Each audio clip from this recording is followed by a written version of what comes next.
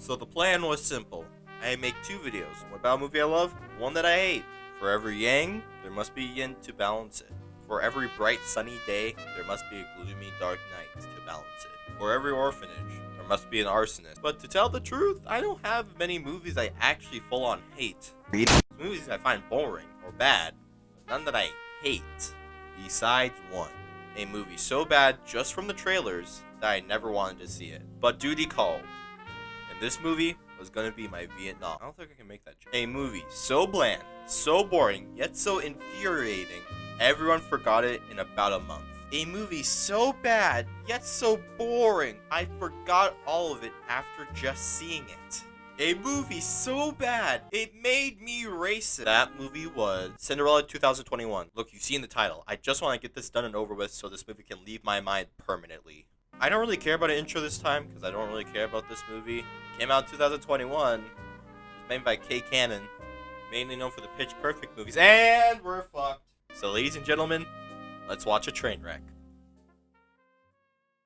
Let's start the intro, and god damn it, I already have a complaint. It's small, but throughout the movie, they call the kingdom old-fashioned and outdated due to their stances on women's rights and roles in the kingdom. Even though this is set in the mid-1800s, feminist groups started back a few years ago in the fucking US! So it's not that weird that this 19th century British kingdom is a little sexist. Dog, we ain't even 10 seconds in. After that, we go into our first musical number.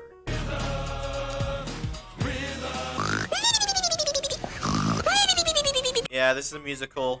I'm not the biggest fan of them because I like my songs more spread out. Not every single scene needs a song in my opinion. But hey, it's Disney. They made great musicals in the past. The songs will at least be a highlight. Oh, Columbia Pictures produced this movie. That's okay. They don't make musicals, but maybe. So crazy. I think I want to have your baby. Yeah, so in this movie, it's all licensed songs. Like, whatever, at least they're stealing good songs. But a lot of their choices are so random. Like, during a ballroom scene with the girls trying to get with the prince, they sing What a Man. Like, whatever, that makes sense at least. In return, the prince sings the Seventh Nation Army, like, what? Also, the choreography and the townspeople's songs specifically aren't that good. Ah, yes, time to shovel dirt and put it in the same fucking place I was digging from. Sorry for the tangent, I just wanted to get that out of the way so I don't have to go over every fucking song in the movie, or we would be here for hours. During the song, we meet the family with the wicked stepmother, sisters, and Cinderella. She cried. Yeah, they use a lot of slang in this movie. I'm just gonna go over the horrible examples when we get there. Also, I won't really talk about the old Cinderella that much, because I didn't love it either as a kid. So I wanted to judge this movie on its own merits. But I'll call out dumb shit they changed from the original, so don't worry. Cinderella feeds the mice, played by James Corden, and do you really need to know the other two? Just by hearing James Corden, you know how funny the mice are. After that scene, we meet the wicked stepmother properly. Imagine if you served such swill to your future husband. How long would it take for him to abandon you? I hope you enjoyed that scene, because that's the meanest she'll ever be to Cinderella. They fucked up these characters a lot. The stepsisters are put into a comic relief role now. Are they funny though? What do you think? Have a suitor. You mean this daughter has a suitor? The others have heartache and jealousy. I don't want to talk about the humor that much because, wow, it isn't funny at all. Like, some of the jokes are decently written and could land, but the delivery, oh my god. What are you doing? I am stewing in my own anger. I'm really mad. They don't even make the sisters treat Cinderella badly. They treat her like a normal person. Why make them good? They serve no purpose otherwise. And I won't go over the wicked stepmother. I'll talk about her in a different scene. And that's because that's the only scene I remember in this godforsaken movie. They meet Mr. Man. I forgot his name, but I don't care about looking it up because all he does is serve a plot point later in the movie, so who cares? Just know he's a possible suitor, so just remember this face, because I sure did forget it. We cut to Cinderella singing about how she wants to make dresses and sell them one day. Yeah, they try to give her a different motivation for her story. Like, instead of trying to escape an abusive household with a terrible mother, awful sisters, and being a slave in your own house, have her make dresses. Whoa, yeah. Like, it's not a bad thing they want to change the plot a little bit. But goddamn, what they do instead, oh boy. After that, we meet the prince turning down another bride. Also, ignore the guys in the back. They literally have like 2 lines in the entire movie. Now, focusing on the prince, I don't give a fuck about him. Like, they try to give him a personality in this movie, but they make him even more forgettable than the old one. He's the same as Cinderella in that he wants to leave his life right now to follow his dreams. He's a less interesting Cinderella with even less motivation. So in short, don't care. They also add his sister into the movie. She's a girl boss who wants to take over the kingdom but can't because she's a girl. Yeah, this is a girl power movie, so just get ready. It's gonna get horrible. Just get ready. The king gets mad because the prince is being an incel. He then says that the townspeople are making fun of him. Here's a little fact. No one in the entire movie makes fun of the king or his king. Remember, kids. Tell, don't show. The king then tells him that if he doesn't find a wife soon, the kingdom will go to his sister instead. The prince then tells him that he still really wants to be king, so he'll try his best. You know how badly I want to be king. No, he doesn't. This is a lie. He's lying here. For the rest of the movie, he complains about the monarchy. He even complains about the monarchy to Cinderella after the scene. Trying to do my part to correct a flawed system. So why does he give a fuck about finding someone? Then they go to a speech the king is speaking at, where Cinderella ruins it by sitting on his statue. Yeah, kids, this isn't your grandma Cinderella. She's quirky and not like the other girls. She does what she wants because she's a bounce. Then the prince immediately falls in love with her, because of course he does. After, he sneaks into town to find Cinderella, where at the same time, Cinderella decides to sneak out for the first time.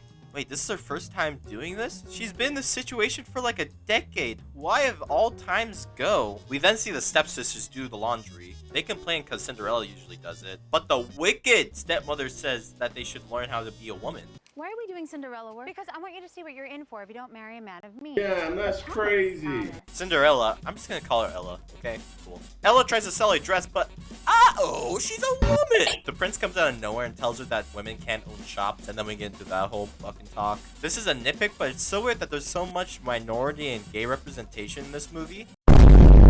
It's not a bad thing at all, don't get me wrong, but like, minorities and gay people can own stores, but women? Cringe! Then a rap scene comes in, I cry. Then the prince says Ella should go to the ball tonight. Not to have fun or get out of the house, no, to sell her dresses. She's a girl boss, she can't have fun. 1 7-minute musical number later, Ella finishes her dress, but the stepmom says, No. and puts ink on her dress. She goes outside and cries for a while, then he shows up. Now this is how you make an entrance!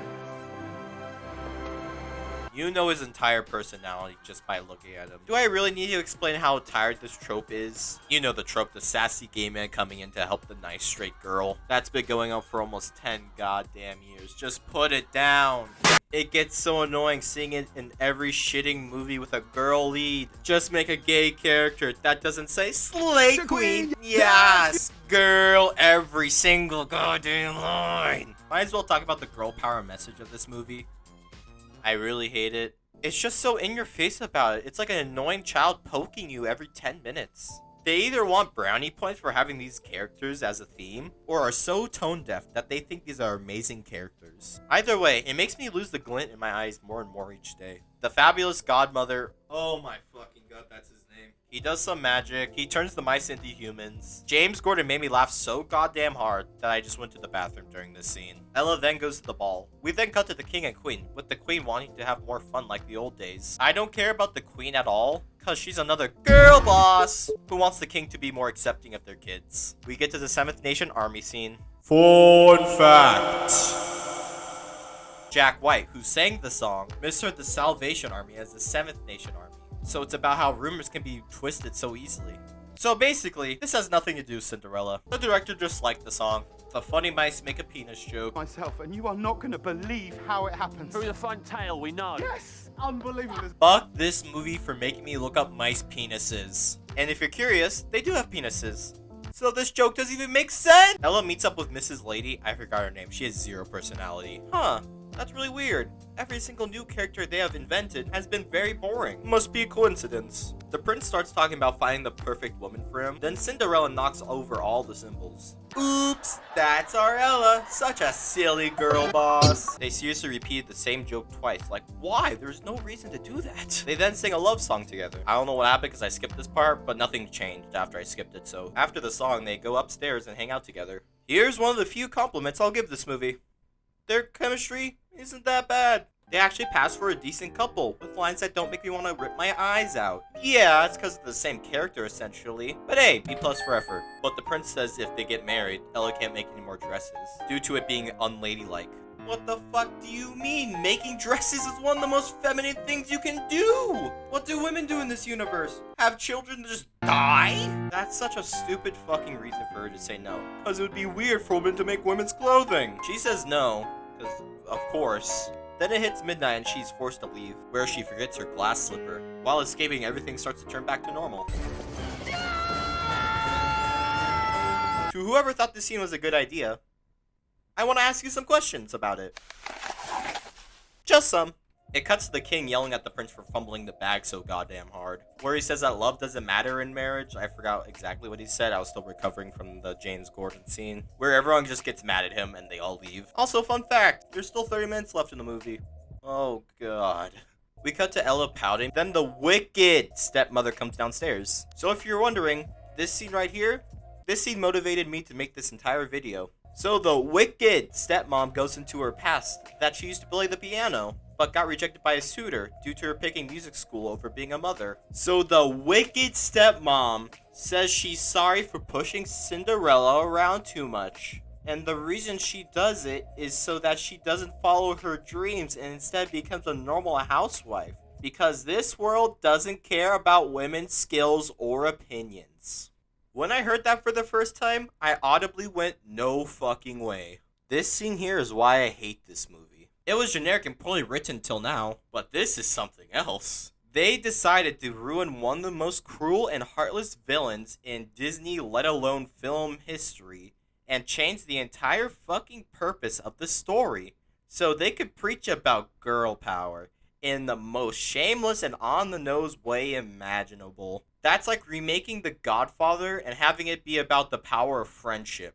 Even better, when she finds out that Ella went to the ball and she was the one who the prince picked. She begs Cinderella to take him and to marry him so they could all be a happy family and finally get out of poverty. They sacrifice their pride and artistic ability for social brownie points and wanting to be unique. What a damn shame.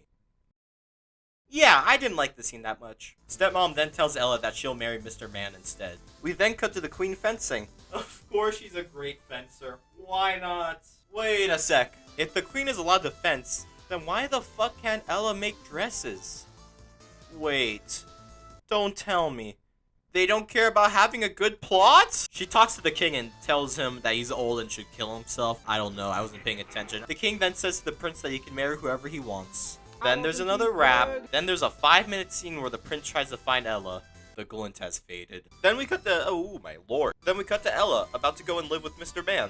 But then the mice snuck onto the carriage also and bit the coach, which lets Ella escape? How does that let her escape? Nothing happened from that. The horse didn't stop, the guy didn't stop moving, she could have left at any time. Then Ella and the prince meet up very conveniently in this random field. He says that they can marry without any issue, and she says, yeah, sure, whatever. We cut to the king saying sorry to the queen in the funniest scene ever. Too bad in my laughter I accidentally deleted the footage. Then Ella meets up with Mrs. Lady again. She gets hired as an intern for a dressmaking company. They then go to the king and queen and announce that they're dating, but they're gonna wait to get married first because I don't want to explain why. The king then announces that the sister will be next in line for the throne. They announce to the town that Ella is dating the prince and... Wait. Where's the climax? This is literally the end of the movie. Where'd the climax go? I guess it was Ella escaping and finding the prince again? But that's a terrible climax. That's like the most exciting part of your life being that one time you found 20 bucks on the ground. And of course it ends with a fucking Jennifer Lopez song. The end. The girl's name is Ella, y'all. Get it right. Is this movie the worst thing I've ever seen? Nope. Their chemistry as a couple wasn't that bad. There were some songs I actually did like. Even though I kept shitting on the 7th Nation Army cover, I actually did kind of like it. The acting wasn't bad. Like, aside from the stepsisters and He Who Shall Not Be Named, the acting was pretty decent for the script they had, so... yeah. Now, actually thinking about it, the movie wasn't that bad at all. Like, aside from the bad writing, bad choreography, bad song choices, bad humor, bad special effects, bad pacing, horrible characters, bad plot, and boring cinematography, the movie wasn't that bad. I don't really want to make that many negative reviews on here because I think it's a saturated market. I want to talk about things I like or I find interesting, but this movie made me mad watching it, so I thought it'd be interesting to take a look why. To finalize my thoughts on this movie. This movie's silly, and not the good kind. Anyway, 7 out of 10. This movie was amazeballs.